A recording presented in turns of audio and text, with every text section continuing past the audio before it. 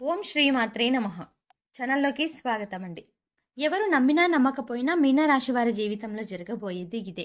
July 5 అమావాస్యలోపు వీరికి యమగండం పొంచి ఉంది. అయితే ఈ యమగండం నుండి మీరు కనుక తప్పించుకోగలిగితే ఇక జీవితంలో తిరిగే ఉండదు. అద్భుతమైన భవిష్యత్తుని పొందుతారు. కాబట్టి నా మాట విని యమగండం నుండి ఇలా తప్పించుకోండి. లేదంటే ఊహించని రూపంలో ప్రమాదం సంభవించి మీ భవిష్యత్ అంతా తలకిందులవుతుంది. అయితే జూలై 5 అమావాస్యలోపు మీనరాశి వారికి యమగండం ఏ విధంగా పొంచి ఉంది, అలాగే ఈ సమయంలో వీరు జీవితంలో ఎటువంటి సంఘటనలను ఎదుర్కొంటారు, ముఖ్యంగా వీరు యమగండం నుండి ఎలా తప్పించుకోవాలి, అలాగే ఈ రాశి వారు యమగండం నుండి తప్పించుకోవడం ద్వారా భవిష్యత్తులో పొందే ఫలితాలు ఏమిటి, అదేవిధంగా ఈ రాశి వారి జీవితంలో అదృష్ట యోగాన్ని పొందడం కొరకు చేయవలసిన దేవతారాధనతో పాటుగా పాటించవలసిన పరిహారాల గురించి ఈ వీడియోలో వివరంగా తెలుసుకుందాం. కానీ అంతకంటే ముందుగా మీరు కనుక మన ఛానల్ని సబ్స్క్రైబ్ చేసుకోకపోతే వెంటనే సబ్స్క్రైబ్ చేసుకొని పక్కనే ఉన్న బెల్ ఐకాన్ నొక్కి ఆల్ సెలెక్ట్ చేసుకుంటే మేము ఇలాంటి వీడియోస్ అప్లోడ్ చేయగానే ముందుగా మీకు నోటిఫికేషన్ వస్తుంది. ఈ రాశి వారు సుందరమైన స్వరూపంతో ఎప్పుడూ సంతోషంగా ఉల్లాసంగా బయటికి కనిపిస్తారు. బంధాలకి అనుబంధాలకి అధిక ప్రాధాన్యతనిస్తారు. వీరికి జ్ఞాపక శక్తి అధికంగా ఉంటుంది. కార్యదీక్షత కార్యదక్షత కలిగి ఉంటారు. అలాగే వీరు ఏవైనా ముఖ్యమైన పనులను చేపట్టే ముందు మంచి చెడులను పూర్తిగా ఆలోచించిన తర్వాత నిర్ణయాలను తీసుకుంటారు. వీళ్ళకి అతీంద్రియ విద్యపై ఎక్కువగా ఆసక్తి ఉంటుంది. ఈ రాశి వారు ఏ పనిని చేసినా మనస్ఫూర్తిగా చేస్తారు. ఎలాంటి ఆశ లేకుండా పనులను పూర్తి చేస్తారు. తమ ఆలోచనలు ఎవరికీ తెలియనివ్వరు. ముఖ్యంగా వీరు తమ పర్సనల్ లైఫ్ గురించి ఎవరితోనూ షేర్ చేసుకోరు. ఈ సమయంలో ఈ రాశి వారు చాలా జాగ్రత్తగా ఉండాలి. లేదంటే ప్రమాదం ఏ రూపంలో అయినా సంభవించవచ్చు. అంతేకాకుండా ఈ ప్రమాదం వల్ల వీరి భవిష్యత్ అంతా తలకిందులు అవుతుంది. కాబట్టి ఈ సమయంలో వీరు చాలా జాగ్రత్తగా ఉండాలి. అయితే ఈ రాశి వారు ఈ సమయంలో ఎటువంటి సంఘటనలను ఎదుర్కొంటారు, అలాగే వీరికి యమగండం ఏ విధంగా పొంచి ఉంది, ఈ గండం నుండి ఎలా తప్పించుకోవాలి అనే విషయాన్ని గురించి చూసుకున్నట్లయితే ఈ సమయం వీరికి మిశ్రమ ఫలితాలను ఇవ్వబోతోంది. ముఖ్యంగా 4 సంఘటనలు వీరి జీవితంపై ప్రభావాన్ని చూపబోతున్నాయి. అవి ఏమిటి అంటే వీరి కుటుంబ జీవితంలో పెద్ద మార్పు రాబోతోంది. కుటుంబ సభ్యుల మధ్య చిన్న చిన్న భేదాభిప్రాయాలు అధికమయ్యే అవకాశం కూడా ఉంది. కాబట్టి మీ కుటుంబ సభ్యులతో మీరు అధిక సమయాన్ని గడపడం చాలా అవసరం. అలాగే ఏదైనా విషయాన్ని మీ కుటుంబ సభ్యులతో చర్చించాలి అనుకున్నప్పుడు మీరే డైరెక్ట్గా ఆ విషయాన్ని చర్చించడం మంచిది.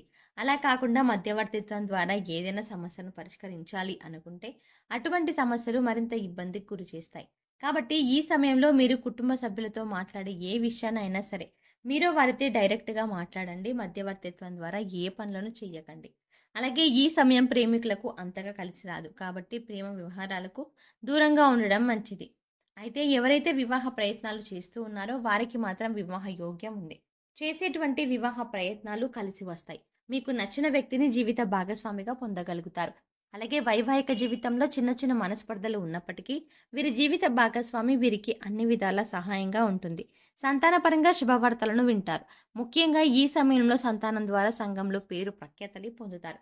అలాగే ఈ రాశి వారికి వృత్తి ఉద్యోగ పరంగా వ్యాపార పరంగా చూసుకున్నట్లయితే ఈ సమయంలో మిశ్రమ ఫలితాలను పొందుతారు. ముఖ్యంగా ఎవరైతే నూతన వ్యాపారాలు ప్రారంభించాలి అనుకుంటున్నారో, అలాగే అధిక మొత్తంలో పెట్టుబడులు పెట్టడానికి ప్రయత్నిస్తారో, ముఖ్యంగా ఏదైనా సంస్థలో డబ్బులను అధిక శాతం ఇన్వెస్ట్ చేస్తారో అటువంటి వారందరూ అనుభవజ్ఞుల సలహాలను పాటించడం మంచిది. ఎందుకంటే ఈ సమయం వీరికి అంతగా కలిసి రాదు. కాబట్టి అనుభవజ్ఞుల సలహాలను పాటించడం ద్వారా వ్యాపార పరంగా ఎదుర్కొనే ఆర్థిక సవాళ్ళ నుండి తప్పించుకోగలుగుతారు. అయితే చిన్న వ్యాపారాలు చేసేవారికి, విదేశాలకు వ్యాపారాలు విస్తరింపజేయాలి అనే ప్రయత్నాలు చేసేవారికి ఈ సమయం సానుకూలంగా ఉంటుంది. ప్రయత్నాలు సఫలమవుతాయి. అలాగే ఈ సమయంలో వ్యాపార పరంగా ఏవైతే నిర్ణయాలను తీసుకుంటారో అవి వేగవంతంగా పూర్తి కావు. కొన్ని పనులు చాలా నిదానంగా జరుగుతాయి. ఇక వీరికి వృత్తిపరంగా చూసుకున్నట్లయితే చేతి వృత్తుల వారికి శ్రమ అధికమవుతుంది. అలాగే తగిన ఆదాయం అనేది లభిస్తుంది. అలాగే కార్మికులకు, వ్యవసాయదారులకు ఈ సమయం మిశ్రమ ఫలితాలను ఇస్తుంది. అలాగే ఈ రాశి వారు ఉద్యోగపరంగా ఊహించిన మార్పులను ఎదుర్కొంటారు. ఉద్యోగ జీవితంలో చిన్న చిన్న సవాళ్లు ఎదురవుతాయి. ముఖ్యంగా పై అధికారుల నుంచి ఒత్తిడి పెరగడంతో పని భారం కూడా పెరుగుతుంది. అయితే సహోద్యోగుల సహకారం లభిస్తుంది. అలాగే నూతన ఉద్యోగాల కోసం ప్రయత్నించే వారి ప్రయత్నాలు మందంగా కొనసాగుతాయి. అనేక ఇంటర్వ్యూలో పాల్గొంటారు. కానీ ఆశించినటువంటి ఉద్యోగాన్ని పొందడంలో శ్రమ ఎక్కువగా పడవలసి ఉంటుంది. కొన్ని సందర్భాల్లో ఆశించిన ఫలితాన్ని పొందలేక నిరుత్సాహపడతారు. అలాగే ప్రభుత్వ రంగంలో పనిచేస్తున్న వారికి స్థాన మార్పులు తప్పవు. ముఖ్యంగా ఉద్యోగ సమయంలో అంటే ఉద్యోగ పరంగా చూసుకున్నట్లయితే ప్రయాణాలు చేసే అవకాశం ఉంది. కాబట్టి ప్రయాణాల విషయంలో కాస్త అప్రమత్తంగా ఉండటం మంచిది. ఈ రాశి వారికి విద్యాపరంగా చూసుకున్నట్లయితే అద్భుతంగా ఉంటుంది. అంతేకాకుండా విద్యార్థులు ఆశించిన ప్రగతిని సాధించగలుగుతారు. ముఖ్యంగా పోటీ పరీక్షల్లో పాల్గొనేవారు ఆశించిన ఫలితాలని సాధిస్తారు. అదేవిధంగా సంఘంలో పేరు ప్రఖ్యాతలు సంపాదించిన వారు అలాగే పొందగలుగుతారు అని చెప్పొచ్చు. ఈ సమయంలో రాజకీయ నాయకులకు చాలా అనుకూలంగా ఉంటుంది. నాయకత్వ లక్షణాలు అలాగే నాయకత్వ సామర్థ్యాలు అనేవి పెరుగుతాయి. సంఘంలో గౌరవ మర్యాదలను పెంపొందించుకుంటారు. అలాగే క్రీడాకారులకు కళాకారులకు కూడా ఈ సమయం కలిసి వస్తుంది. ముఖ్యంగా కళాకారులు ఎన్నో నూతన అవకాశాలని పొందుతారు. అలాగే వీరు ఈ సమయంలో ఆర్థికంగా కొన్ని సవాళ్లను ఎదుర్కొంటారు. ఆదాయం కన్నా ఖర్చు అధికమవుతుంది. కాబట్టి ఖర్చు విషయంలో కాస్త జాగ్రత్తగా ఉండండి. అంతేకాకుండా ముఖ్యంగా దీర్ఘకాలిక ఆదాయ మార్గాల వల్ల ఆస్తి నష్టం వాటిల్లే అవకాశం ఉంది. కాబట్టి ఏదైనా సంస్థల్లో వీరికి ఇన్వెస్ట్మెంట్ చేయాలి అనే ఆలోచన ఉంటే ఈ సమయంలో విరమించుకోవడం మంచిది. అలాగే ఈ సమయంలో వీరు డబ్బులను ఎవరికి అప్పు ఇవ్వటం కానీ తీసుకోవడం కానీ చేయకూడదు. ఇక ఆరోగ్యపరంగా చూసుకున్నట్లయితే తగిన జాగ్రత్తలను తీసుకోవాలి. ముఖ్యంగా దీర్ఘకాలిక అనారోగ్య సమస్యల వల్ల ఇబ్బంది పడే అవకాశం ఉంది. కాబట్టి ఆరోగ్యం విషయంలో అప్రమత్తంగా ఉండాలి. ప్రతిరోజు వ్యాయామం చేయడం, పౌష్టికాహారాన్ని తీసుకోవడం వంటి పనులను చేయాలి. ముఖ్యంగా ఈ సమయంలో వీరికి యమగండం అనేది ఏ రూపంలో అయినా పొంచి ఉండవచ్చు. కాబట్టి చాలా అప్రమత్తంగా ఉండాలి.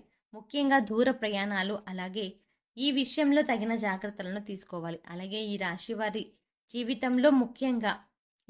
వారి జీవితంలో గండం నుంచి తప్పించుకుంటే భవిష్యత్తులో ఎటువంటి ఫలితాలను పొందుతారు అనే విషయాన్ని గురించి చూసుకున్నట్లయితే వీరి భవిష్యత్తు అద్భుతంగా ఉంటుంది. చేపట్టిందల్లా బంగారం అవుతుంది. వృత్తి, ఉద్యోగ, వ్యాపారాలు అభివృద్ధి చెందుతాయి. ఆర్థికంగా బలపడతారు. ఆరోగ్య పరిస్థితులు మెరుగుపడతాయి. ఈ రకంగా వీరి జీవితంలో తిరుగుండదు, అన్నింటా విజయాన్ని పొందుతారు అని చెప్పొచ్చు. మీన రాశి వారి అదృష్ట యోగాన్ని పొందడం కొరకు చేయవలసిన దేవతారాధన గురించి చూసుకున్నట్లయితే వీరు ప్రతినిత్యం శివారాధన చేయాలి.